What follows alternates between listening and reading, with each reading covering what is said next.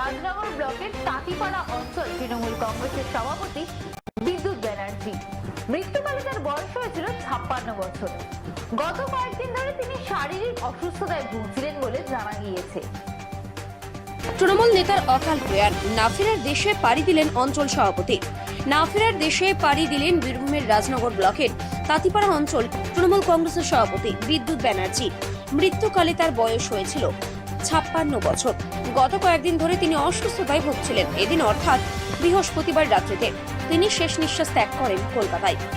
আজ তার মৃতদেহ প্রথমে নিয়ে যাওয়া হয় তার বাসভবন মুক্তিপুর গ্রামে এবং মুক্তিপুর আশুতোষ উচ্চ বিদ্যালয়ে।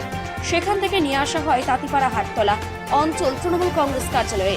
তাকে শেষ শ্রদ্ধা জানাতে উপস্থিত ছিলেন সিউড়ি বিধানসভা কেন্দ্রের বিধায়ক বিকাশ রায় চৌধুরী, রাজনগর ব্লক তৃণমূল কংগ্রেসের সভাপতি সুকুমার সাধু, তাঁতিপাড়া গ্রাম পঞ্চায়েত প্রধান লতিকা সূত্রধর, প্রাক্তন প্রধান মলয় রায়, তৃণমূল নেতা রানা প্রতাপ রায়, সৌমিত্র মোহন সিং, রাজনগর পঞ্চায়েত সমিতির নারী ও শিশু কল্যাণ কর্মাধ্যক্ষ চিত্রলেখা রায়, জেলা পরিষদ সদস্যা পূজা কবিরাজ সহ রাজনগর পঞ্চায়েত সমিতির বিরোধী সদস্য ও বিজেপি নেতা অনুপ গড়াই সহ অঞ্চলের তৃণমূলের অগণিত কর্মী ও সমর্থকরা।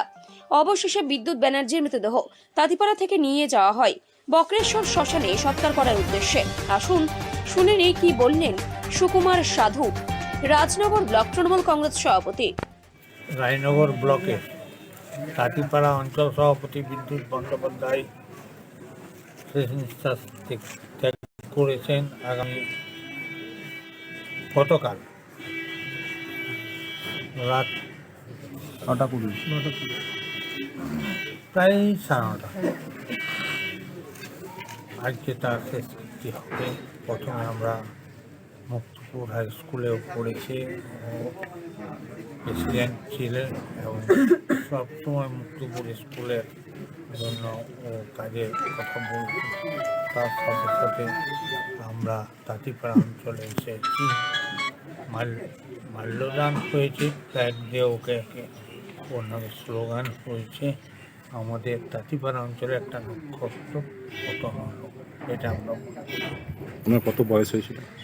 ওনার বয়স ম্যাক্সিমাম 57। আচ্ছা, কি অসুস্থতায় ভুগছিলেন?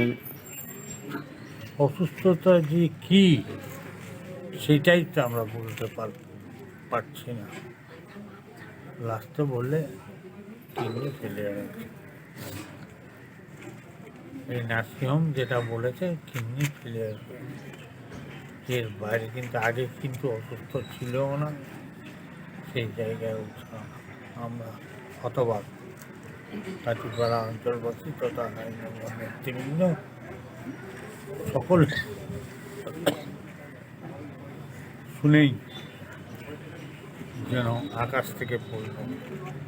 এই যেমন কিনা মেঘে বজ্রপাত বলে না, ঠিক তাই।